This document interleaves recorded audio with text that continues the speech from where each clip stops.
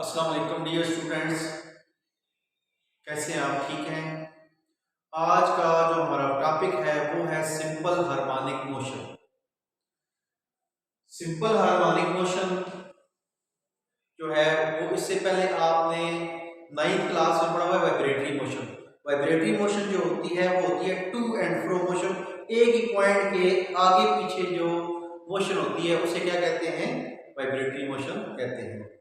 तो उसी से आगे है simple harmonic motion, to and fro motion. To and fro motion वही होती है जो एक ही पॉइंट के आगे पीछे मोशन होती है।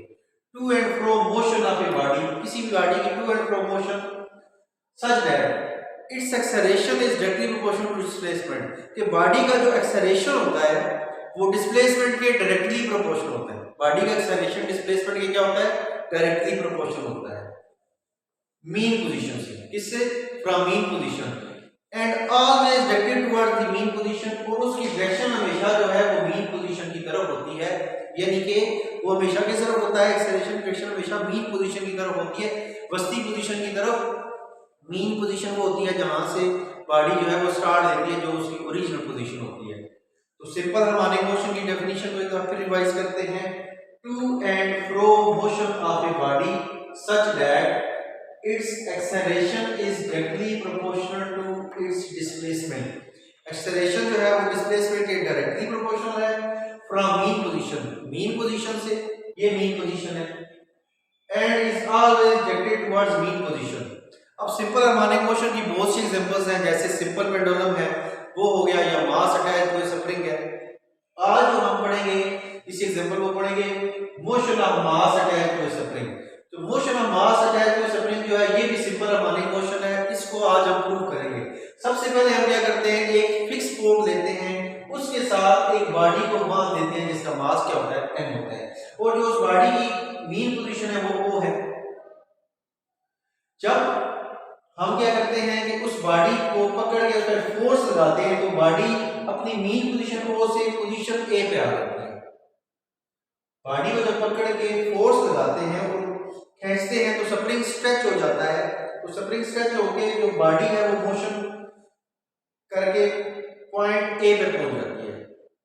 इस केस में जो उसने डिस्प्लेसमेंट कवर किया होता है यहां से लेकर यहां तक, वो क्या है? एक्स है। यहां पॉइंट ए पर पहुंच के बॉडी की ये कोशिश होती है कि वो किस पोजीशन की तरफ जाए, दोबारा अपनी वस्तु पोजीशन में जाए। जो फोर्स की डायरेक्शन होती है पॉइंट ए पर वो हमेशा मीन पोजीशन की तरफ होती है। जब बॉडी को यहां से, ये इसकी मीन पोजीशन है, यहां लाके छोड़ा जाता है तो बॉडी स्प्रिंग स्ट्रेच होता है, बॉडी वापस यहां आती है, लेकिन यहां पर आके रुकती नहीं, बल्कि इनर्शिया की वजह से पोजीशन किस पे चली जाती है? पोजीशन बी पे यहां पीछे चली जाती है। इस तरह बॉडी जो है वो पॉइंट ए और बी के दरमियान मूव करती है। जब बॉडी यहां पॉइंट बी पे पहुंचती है, ये मीन पोजीशन है, ये पॉइंट ए है।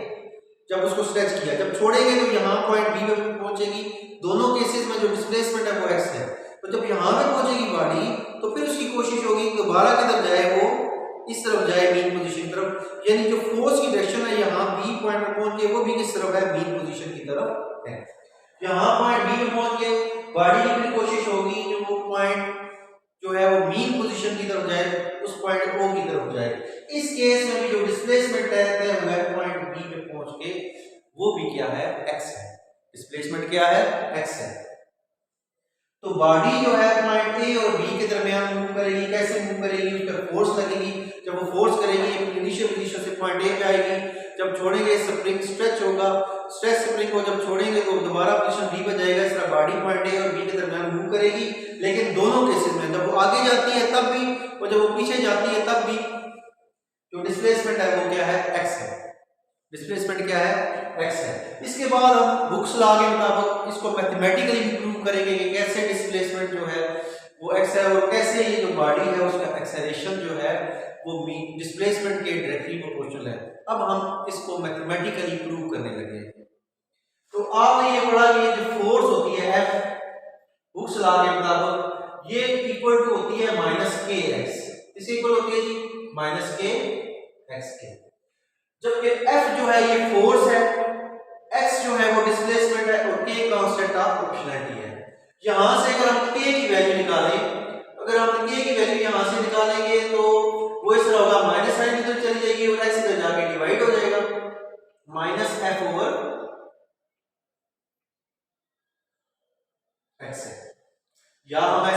k is equal to minus F over x.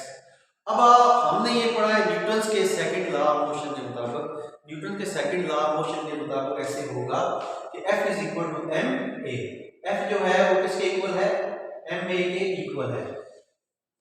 अब हमने इसको इक्वेशन नंबर 1 कह दिया, F is equal to m a, equation 1 में अगर पुट कर दें तो जो k है ये इक्वल हो जाएगा, F की जगह हम क्या लिख देंगे माइनस, ये वाला माइनस ऐसे ही आएगा और साथ F की जगह क्या आ जाएगा एम ए और नीचे क्या आएगा x, नीचे क्या आ जाएगा x, k is equal to minus m a over x। अब हमने यहाँ से a की वैल्यू फाइंड करनी है, हमने प्रूव ये करना है कि एक्सेलरेशन डिस्प्लेसमेंट के डायरेक्टली प्रोपोर्शनल होता है, तो हम a को एक साइड पर रख देते हैं, बाकी टर्म्स को उधर ले जाएं। तो ये देखिएगा ये k इधर है, ये माइनस साइन इधर चली जाएगी, ये m इधर मल्टीप्लाई हो रहा है, यहाँ डिवाइड हो जाएगा और x जो है डिवाइड हो रहा है जाके मल्टीप्लाई हो जाएगा, यानी इनकी जो रेसिप्रोकल हो जाएगा जब वो इक्वालिटी के दूसरी तरफ जाएंगे। तो या हम दूसरे लफ्जों में ऐसे लिख सकते हैं a is equal to minus k over m और साथ क्या है x है, m मास है, x डिस्प्लेसमेंट है और k कांस्टेंट ऑफ प्रोपोर्शनैलिटी है। अब आपको इस बात का पता है कि ये k और m, इसको मैंने सर्कल किया, ये दोनों कांस्टेंट है, दोनों क्या है कांस्टेंट है। जरा 9th क्लास में जाते हैं या मैथमेटिक्स के रूल को पढ़ते हैं कि जब भी हम कांस्टेंट क्या करते हैं, जब भी हम कांस्टेंट को खत्म करेंगे इक्वालिटी का साइन है, ठीक है, जब भी हम कांस्टेंट को खत्म करेंगे प्रोपोर्शनैलिटी का साइन आएगा और प्रोपोर्शनैलिटी के साइन को खत्म करेंगे तो क्या आ जाता है इक्वालिटी का साइन आ जाता है और साथ क्या आ जाता है कांस्टेंट आ जाता है। प्रोपोर्शनैलिटी के साइन को खत्म करते हैं तो इक्वालिटी का साइन आता है, साथ क्या आता है कांस्टेंट। यहाँ कांस्टेंट को खत्म करेंगे तो किसका साइन आ जाएगा प्रोपोर्शनैलिटी का, ये माइनस साइन ऐसे ही आएगी, ये k और m दोनों कांस्टेंट k प्रोपोर्शनल हो जाएगा माइनस x के। लिहाजा मैथमेटिकली ये प्रूव हो गया कि एक्सेलरेशन जो है वो डायरेक्टली प्रोपोर्शनल है किसके जी x के, x क्या है डिस्प्लेसमेंट के। यहां से ये प्रूव हो गया कि acceleration a is directly proportional to minus x, acceleration a is directly proportional to x और माइनस साइन का ये मतलब है कि इसकी डायरेक्शन जो है वो हमें हमेशा टुवर्ड्स मीन पोजीशन होती है, लेकिन डिस्प्लेसमेंट की डायरेक्शन एक्सेलरेशन की डायरेक्शन की क्या होती है अपोजिट होती है। ये इम्तिहानी नुक्ता नजर से बहुत इंपॉर्टेंट टॉपिक है। इसके अलावा कुछ और भी चीजें हैं जो छोटी छोटी चीजें टर्म्स नो है, रिस्टोरिंग फोर्स को होती है, यहाँ पे जब बॉडी को चीज ना उसके अंदर कौन सी फोर्स थी रिस्टोरिंग फोर्स। रिस्टोरिंग फोर्स जो है वो बॉडी को हमेशा किस तरफ लेके जाती है टुवर्ड्स मीन पोजीशन, किसकी वजह से तरफ लेके जाती है टुवर्ड्स मीन पोजीशन। अब एक और टर्म जो है वो है इस मास अटैच्ड स्प्रिंग के लिए टाइम पीरियड, क्या चीज है जी टाइम पीरियड। इसका टाइम पीरियड कितना होगा, तो टाइम पीरियड की सबसे पहले डेफिनेशन होती है time required to complete one vibration, एक चक्कर मुकम्मल करने में कितना टाइम लगता है। एक चक्कर क्या है, अगर बॉडी पॉइंट ए पर है हम इसको रिलीज करेंगे वो पॉइंट बी पे जाएगी और जब वापस पॉइंट ए पे आएगी तो उसका एक चक्कर मुकम्मल हो जाएगा। तो टाइम पीरियड होगा time required to complete one vibration, time required to complete one vibration. तो ये इसकी डेफिनेशन होती है टाइम पीरियड की, time required to complete one vibration.